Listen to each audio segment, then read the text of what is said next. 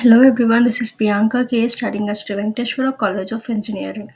Today in this video we'll be looking into single and double-ended priority queues, which is a topic in data structures. Firstly, we'll see what is a priority queue. A priority queue is a type of queue that arranges element based on their priority values. Elements with higher priority values are typically retrieved before elements with lower priority values. In priority queue, each element has a property value associated with it. When you add an element to the queue, it is inserted in the position based on its priority value.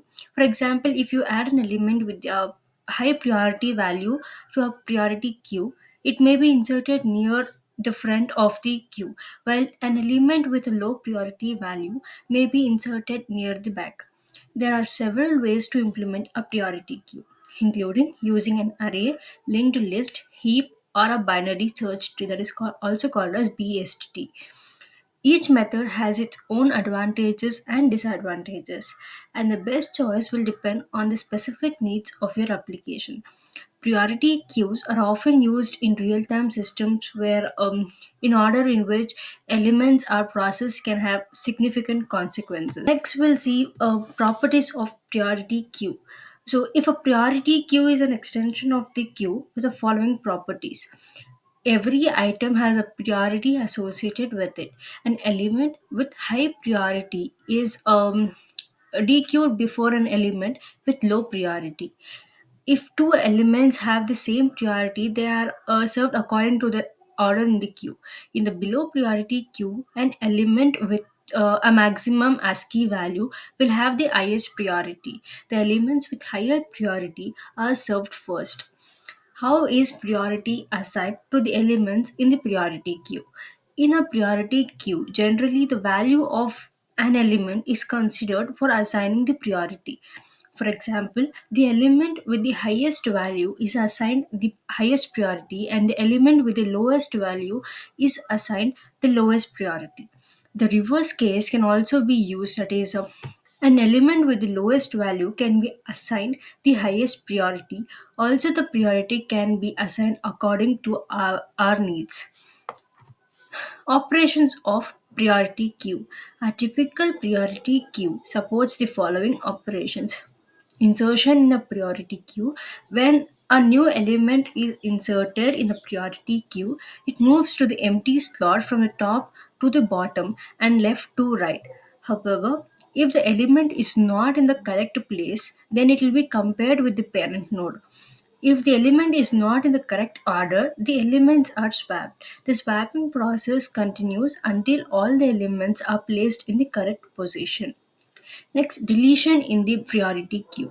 As you know that in the maximum heap, the maximum element is the root node, and it will remove the element which has maximum priority first. You can also remove the root node from the queue. This removal creates an empty slot which will be further filled with the new insertion. That when we insert a new element, it will be filled. Then it compares the newly inserted element with all the elements inside the queue to maintain the heap invariant. Next, we'll move on to advantages and disadvantages of priority queue. Advantages of priority queue. It helps to access the elements in a faster way. This is because elements in a priority queue are ordered by priority. One can easily retrieve the highest priority element without having a search through the entire queue. The ordering of elements in the priority queue is done dynamically, which in which elements is in a priority queue can have their priority values updated, which allows the queue to dynamically reorder itself as priorities change. Efficient algorithms can be implemented. Priority queues are used in many algorithms to improve their efficiency. Included in real-time systems. This is because priority queues allow you to quickly retrieve the highest priority element. They are often used in real-time system where time is of essence. Next, we'll see what are the disadvantages of priority queue. High complexity. Priority queues are more complex than simple data structure like arrays and linked list and may be more difficult to implement and maintain. High consumption of memory. Storing the priority value for each element in a priority queue can take up additional memory, which may be a concern in systems with limited resources. At times, it is less predictable. This is because the order of elements in a priority queue is determined by their priority values. The order in which elements are retrieved may be predictable than with other structures like queues, which follow the first in, first out, or last in, first out order. That is FIFO and that is FIFO and LIFO. Next, we'll see what is double-ended priority queue. Double-ended priority queue supports operations of both maximum heap and minimum heap. The maximum priority queue and also known as a minimum priority queue. The following operations are expected from a double-ended priority queue. Get max, get min, delete min, size is empty. Get max, which returns the maximum element, get min, which returns the minimum element, delete max, which deletes the maximum element, delete min, which deletes minimum element, size returns a count of elements, is empty returns true if the queue is empty. We can try different data structure like linked list. In case of linked list, if we maintain elements in sorted order, then time complexity of all the operations becomes zero. 0 of 1 except the operation insert, which takes 0 of n time. We can try two heaps, minimum heap and maximum heap. We maintain a pointer of every maximum heap element and minimum heap. To get maximum element, we simply return root. To get maximum element, we return the maximum heap. To insert an element, we insert in minimum heap and maximum heap, both of them. Count non-leaf nodes in a binary tree. Counting non-leaf nodes in a binary tree is a big problem because it involves traversing the whole tree and visiting each one of the node personally.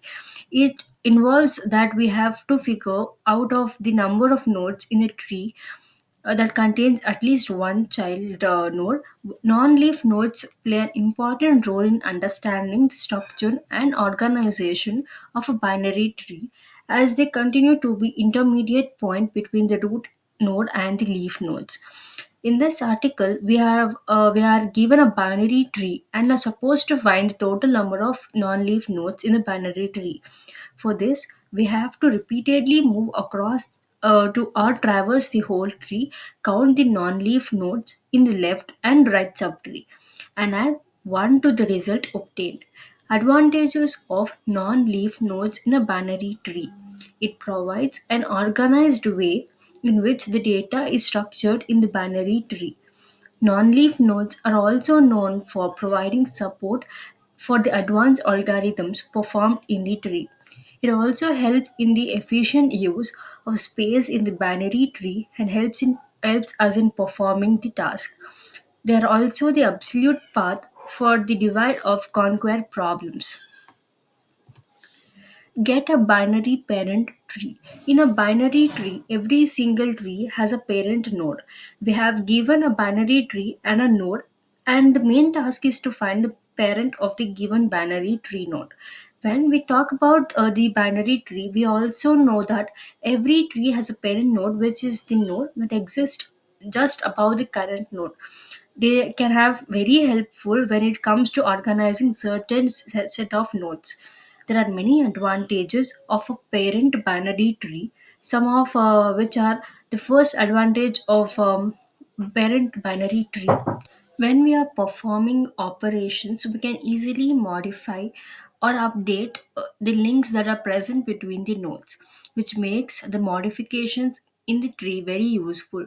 In many tree traversal algorithms, such as in-order or post-order traversal, parent nodes make it easier to move between the nodes and acquire data. Insertion at the front end. The element is placed in this operation from the front of the queue. We must first determine if the queue is full or not before we can implement the operation. The following criteria can be used to insert the element from the front end if the queue is not full. Both the back and the front are initialized to 0 if the queue is empty.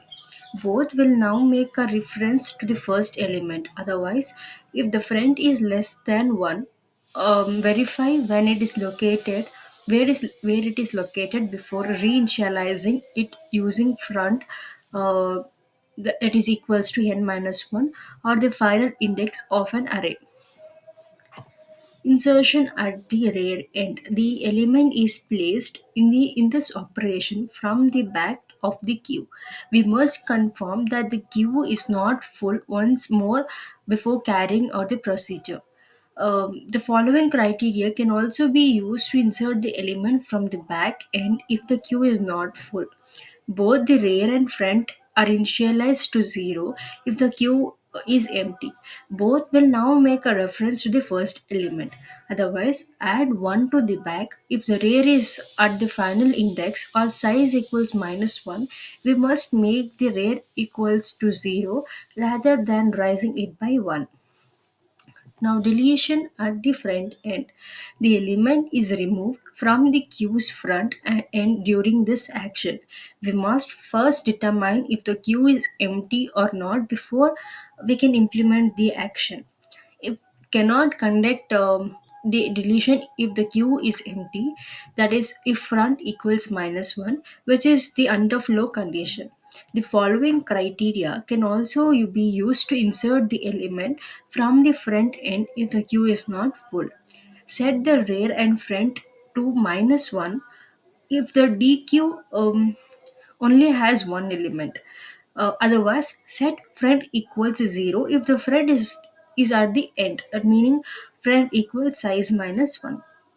In all other cases, raise the front by 1, that is, front equals front plus 1.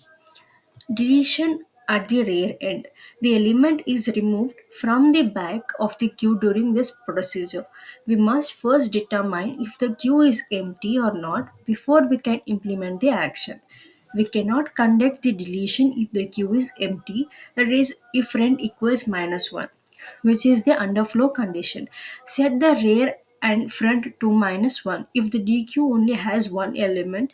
Set the rear to minus n minus 1 if rear equals 0, that is, rear is at the front. Otherwise, subtract a 1 from the rear, or rear equals rear minus 1. And this is the program which implements us to insert at the front, insert at the rear end, deletion from the front, and deletion from the rear. And it also displays all the functions.